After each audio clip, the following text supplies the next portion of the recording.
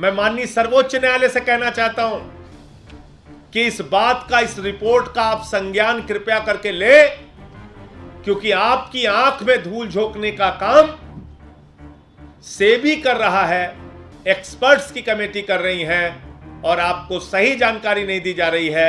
जो जानकारी इन पत्रकारों के समूह ने सामने की है उसका संज्ञान लेके अडानी के खिलाफ सख्त से सख्त कार्रवाई करनी चाहिए। ये ईडी से भी जुड़ा हुआ मामला है। ये तमाम जो फाइनेंशियल करप्शन की जांच करती हैं उन सारी एजेंसियों की जांच की जिम्मेदारी थी, जिन्होंने नहीं किया।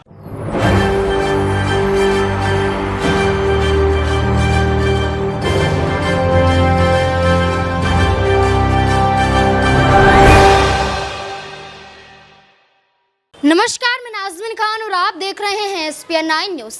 गौतम अडानी और देश के प्रधानमंत्री नरेंद्र मोदी का रिश्ता क्या है? ये भाई भाई का रिश्ता अब कैसे व्यापार में बदल जाता है, इसकी हकीकत तो एक रिपोर्ट के तहत सामने आ गई।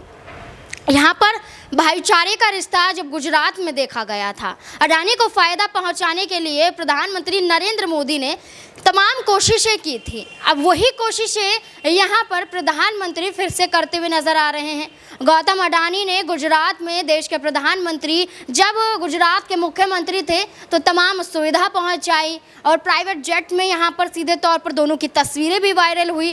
खूब राहुल गांधी ने ये तस्वीरें भरी संसद में दिखाई। उसके बाद अब यहाँ पर जब गौतम अडानी को बचाने का काम देश के प्रधानमंत्री कर रहे हैं, इसकी हकीकत भी यहाँ पर राहुल गांधी दिखाते हुए नजर आ रहे हैं। सिर्फ राहुल गांधी, कांग्रेस पार्टी ही नहीं बल्कि आम आदमी पार्टी के नेता संजय सिंह भी ये खुलासा कई दिनों से कर रहे हैं। जिस तरीके से यहाँ पर कोशिशें की गई कि गौतम अडानी को यहाँ पर एक पार्टी के पीछे छुपाया जाए, यहाँ पर मुद्दे को शांत करवाया जाए, इस मुद्दे को बढ़ने ना दिया जाए, वहीं दूसरी तरफ आम आदमी पार्टी और कांग्रेस पार्टी मिलकर गौतम अडानी के खिलाफ हल्ला बोलते हुए नजर आ रही हैं।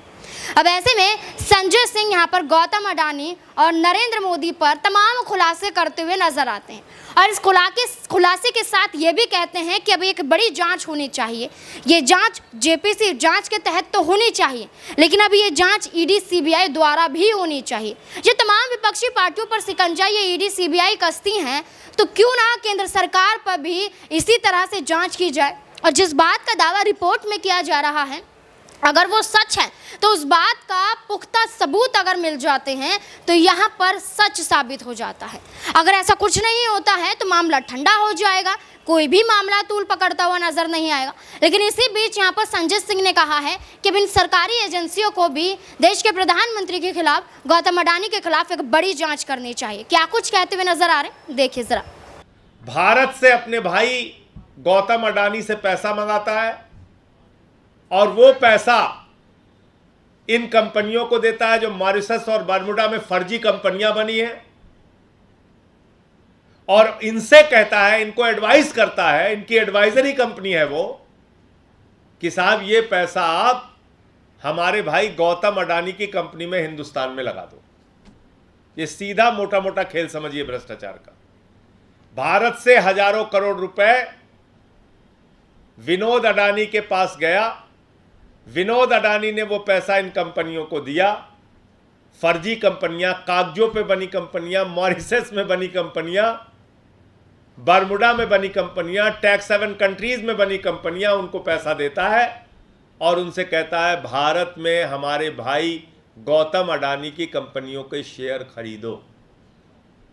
जो कंपनियां यहां घाटे में चल रही हैं उसके शेयर के दाम खरीद कर उसके दाम बढ़ाओ, और जब उसके दाम बढ़ेंगे तो उस झांसे में हिंदुस्तान का आम आदमी फंसेगा, वो उस शेयर को खरीदेगा, और जब वास्तविक मूल्य का पता चलेगा तो सारे शेयर धड़ाम हो जाएंगे, लोगों के पैसे डूब जाएंगे। इतना बड़ा भ्रष्टाचार हुआ, जिस भ्रष्टाचार की जांच OCCRP पत्रकारों का एक समूह कर सकता है, तो आखिर एक्सपर्ट्स कमेटी की रिपोर्ट में यह सच्चाई क्यों नहीं आ रही है?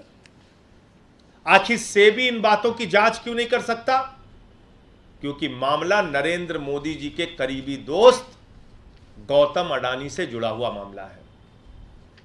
मैं माननीय सर्वोच्च न्यायालय से कहना चाहता हूं कि इस बात का, इस रिपोर्ट का आप संज्ञान कृपया करके ले, क्योंकि आपकी आंख में धूल झोंकने का काम सेबी कर रहा है, एक्सपर्ट्स की कमेटी कर रही है, और आपको सही जानकारी नहीं दी जा रही है। जो जानकारी इन पत्रकारों के समूह ने सामने की है, उसका संज्ञान लेके अडानी के खिलाफ सख्त से सख्त कार्रवाई करनी चाहिए।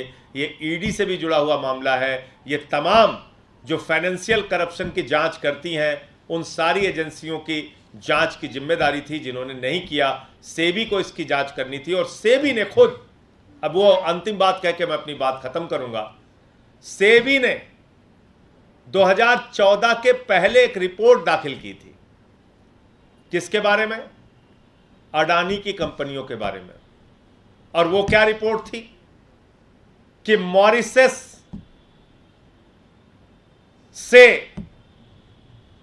अडानी के पावर प्रोजेक्ट में कुछ इक्विपमेंट्स आए, कुछ उपकरण आए। और मजेदार बात क्या है, वो उपकरण कहां से खरीदे गए? चीन से खरीदे गए। चीन से जो उपकरण खरीदा गया, वो सीधे हिंदुस्तान आएगा या मॉरिशस से घूम के आएगा? मैं फिर रिपीट कर रहा हूं, अडानी की महाराष्ट्र में बिजली की कंपनियां हैं, जिन कंपनियों के लिए 2014 के पहले चीन से कुछ उपकरण खरीदे गए, लेकिन उन उपकरणों का दाम महंगा दिखाना था, इसलिए चीन से वो उपकरण मॉरिशस जाते हैं और मॉरिशस से हिंदुस्तान आते हैं। ये सब ऑन पेपर हो रहा है, इन्हीं फर्जी कंपनियों के जरिए, इन्हीं फर्जी कंपनियों के जरिए। और ये मैं नहीं कह रहा हूं, ये डीआरआई की रिपोर्ट है, डीआरआई की report, directorate of revenue intelligence की रिपोर्ट है 2014 के पहले। और ये सारी रिपोर्ट और जानकारी सेबी को दिया था डीआरआई ने। तो सेबी को तो पता है, फिर सेबी सुप्रीम कोर्ट पे झूठ क्यों बोल रहा है? सेबी को तो मालूम है कि चीन से जो उपकरण आए थे, फर्जी उनकी बिलिंग मॉरिशस में तैयार की गई, उपकरणों के दाम बढ़ाए गए, और जब उपकरणों के दाम बढ़ाए गए तो निश्चित रूप से बिजली महंगी होगी। तो अल्टीमेटली जो लूट होती है, भ्रष्टाचार होता है, वो जनता के साथ होता है। तो मोटे मोटे तौर पे 3-4 बातें हैं। नंबर 1, गौतम अडानी के भाई विनोद अडानी ने चैंगचुंग लिंग और नासिर अली के साथ मिलकर यह सारा आर्थिक भ्रष्टाचार अडानी के लिए किया। इस बात का स्पष्ट खुलासा कागजों और प्रमाणों के साथ पत्रकारों के समूह की रिपोर्ट में सामने आया है। माननीय सर्वोच्च न्यायालय इस बात का संज्ञान ले। ये पैसा गौतम अडानी की कंपनी के माध्यम से विनोद अडानी के पास हजारों करोड़ रुपए, जो गौतम अडानी का भाई है उसके पास जाता है, वो इन फर्जी कंपनियों के माध्यम से, जो चैंगचुंग लिंग और नासिर अली की है, इन कंपनियों के माध्यम से भारत में अडानी की कंपनियों के शेयर के दाम मनगढ़ंत तरीके से बढ़ाता है और भारत की जनता को लूटता है। और इन सारे विषयों की जानकारी सेबी को 2014 के पहले से है, लेकिन पिछले 9 वर्षों में कोई कार्रवाई नहीं की गई। और हिंडनबर्ग की रिपोर्ट आने के बावजूद सुप्रीम कोर्ट की आंख में धूल झोंका जा रहा है। मैं इस पर ईडी को भी पत्र लिखूंगा, सेबी को भी पत्र लिखूंगा, और दोनों भ्रष्टाचार, जो गुजरात में भ्रष्टाचार हुआ है, अडानी की कंपनियों ने किया है, और जो ये हिंडनबर्ग की रिपोर्ट में जो भ्रष्टाचार सामने आया है, फर्जी कंपनियां बना के उनकी कंपनियों में जो पैसा लगाया गया है, जो भारत के लोगों को लूटा गया है, वो सारा मामला ईडी को लिख कर दूंगा। और इस पर आगे की कार्रवाई क्या हो सकती है, उस पर हम लोग काम करेंगे। जैसे कि आपने संजय सिंह को सुना, अब सुनने के बाद क्या यहाँ पर ये कहा जा सकता है कि अब सरकारी एजेंसियां जो अभी तक विपक्षी पार्टियों पर लगी हुई थी, वही सरकारी एजेंसी अब केंद्र सरकार के खिलाफ भी काम करती हुई नजर आएगी? वही सरकारी एजेंसियां अब यहाँ पर निष्पक्ष रूप से जांच करेंगी? आपको क्या लगता है? कमेंट बॉक्स में ज़रूर बताएं। धन्यवाद।